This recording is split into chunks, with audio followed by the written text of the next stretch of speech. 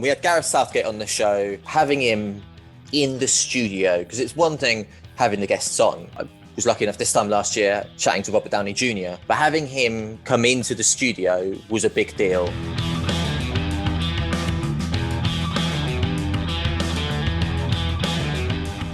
What do you think makes a good presenter? Because I think as a viewer, you can definitely undermine the skill involved in it. But I also think that can be a credit to the presenter, because the best presenters, they do it so seamlessly that it almost looks like there's no skill involved. Does that make sense?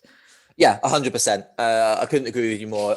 People just think it's talking. People think you get on camera and you talk. What they don't realise is the research that goes into it, and the prep that goes into it. The fact that the presenter, if it's live, will have somebody in their ear talking to them, and giving them notes while they're talking. And I don't know if you've ever tried to reel off, not even conversation, lines that you need to memorize while someone is talking to you in your ear, but it's not easy. It's multitasking. There's situations where you need to talk to time, so it needs to come across like you are just having a conversation or just doing a natural piece to camera. However, there is a count in your ear and you need to fill that time to the precise second, because if you stop talking and there's a load of dead air, that's not a good look. I think, and also it's your personality as well. And I there's a certain element, I don't think it's a job that you can learn how to do in terms of how you come across on camera. It's hard to teach charisma. Yeah, I think you can. That can only take you so far. The learning aspect of it. But I think that the best presenters, the ones that I looked up to, were knowledgeable, didn't take themselves too seriously.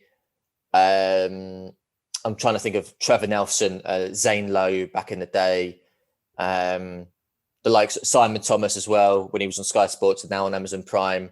Just knew their stuff, charismatic, didn't take themselves too seriously, were able to roll with the punches in terms of what happens and on and off screen and all that kind of thing as well. They're the very, very best. And I think it's more importantly than anything, it's got to be genuine. If it's not genuine, and I don't know if this is because I'm in the industry, but if it's not genuine, I can see through it. If someone is doing a job around something that they don't immediately have an interest in, let me rephrase that. It's okay to do a job where you didn't have a previous interest in it. But if you're not invested in it and you're doing it, then for me, that comes across. So for example, I could do a job presenting a poker tournament. I'm terrible at poker. I don't have a big interest in it. However, I will research and I will dive headfirst into it, and I will be genuine with my line of questioning and all that kind of thing. If someone does, I don't know, someone else who may literally just be given a script, read the words and not be as interested in it, I think that comes across. And I'm lucky in that I take a natural interest in everything. I'm curious about everything. And I've covered poker at JodoCo UK. I covered a poker tournament, and I genuinely grew and gained an interest in it. Yeah, with Blue Peter, it's such a monumental program for the youth of Britain. Like the Blue Peter badge, I think you'd struggle to find someone on the islands that wouldn't recognise it. But because of the size of that program, do you feel a weight on your shoulders? Do you feel that pressure, or are you more focused on sort of the pride of that job that you're in? I did. I certainly did feel the pressure. I had horrific imposter syndrome when I first started, because I got no right, or had no right to be co-presenter of the longest running children's TV program in the world. And even saying that now, I got a lump in my throat because it's mad to me. So the imposter syndrome was crazy. The presenter because I was a replacement presenter. So Radzi left, I replaced him, and I watched obviously all of the shows leading up to when he left. And before that, when I was researching, and he was obviously very, very popular with the audience, with the staff, with Lindsay, the co-presenter. So I thought it were very, very big shoes to fill. And yeah, the imposter syndrome was mad. But it's mindset. And now, for me, then it was about getting over the initial hurdles of firsts. So the first live show, the first live baking that I did, where you got to make or bake something, the first one of those, the first Christmas show where it's huge and there's 300 kids in a studio and it's massive. It's always the biggest show of the year. So for me, it was about getting over those firsts. The first show I did without Lindsay as well. But it's a show that you have to enjoy. Sounds like a bit of a oxymoron. You have to enjoy something. You know, you either do or you don't. But it's imperative that you do enjoy it, because at the end of the day, it's not the news. I don't have to get every single line correct, and kids love when stuff goes wrong as well. Yeah. And I, for example, I will. There's the Blue Peter dog, classic, and I probably 90% of the time hold the Blue Peter dog because I think I love him the most. I think I'm the most patient with him, and also if he starts barking or whatever, I don't mind at all. I'll sometimes I sort of wind him up a little bit just to get the best out of him on camera. No, I don't, just if I've got a treat hidden in my hand or whatever, and I'll wind him up a little bit with it just to get the best out of him on camera, because a really immaculately behaved pet is no fun. Yeah, I imagine that can alleviate some of the pressure as well, breaks the tension in the room. Yeah, precisely that.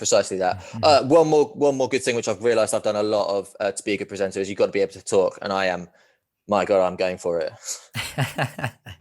Has there been like a standout moment so far on your Blue Peter journey, or one moment that you think of instantly? There's been a couple, and it's difficult to pick. It's difficult to pick just one. We had Gareth Southgate on the show. Recently, when was right? it? Yeah, within the last month, maybe at the beginning of December, and having him in the studio, because it's one thing having the guests on. I was lucky enough this time last year chatting to Robert Downey Jr., but having him come into the studio was a big deal. Really, it was the first time that in my professional career that I've had a guest from the outside that I love, respect, would love to talk to, come to me, if that makes sense. Usually, when I go and interview these people, I go to wherever they are. I go to the hotel, where they are, or I'll go to the football pitch where they are, the training ground. Is the first time I had one come to me. So that's been a huge moment. But also some of the challenges that I've done have been pretty nuts as well. And incredible in a different way. One challenge that I did, it made me throw up more than I've ever thrown up in my entire life. So that was memorable in a different way. A lot less gunge on TV these days, kids TV. Oh, listen, if you're a children's TV presenter and you haven't been gunged, then you're not a children's TV presenter. There's certain boxes that you've got to tick before, for me, you're a qualified children's TV presenter. And they're making an absolute clown out of yourself and not caring, being gunged. And there was obviously working with children as well. They're three of the things. And I've been gunged more than once. There's been times doing this podcast that I've not really been at the races and I've struggled to be as in the zone as I normally am. But for you, what's it like for you on an off day? Because I imagine, because you've got a young audience, you always need to bring that extra 10-20% to entertain and to communicate with them. So what's that like for you?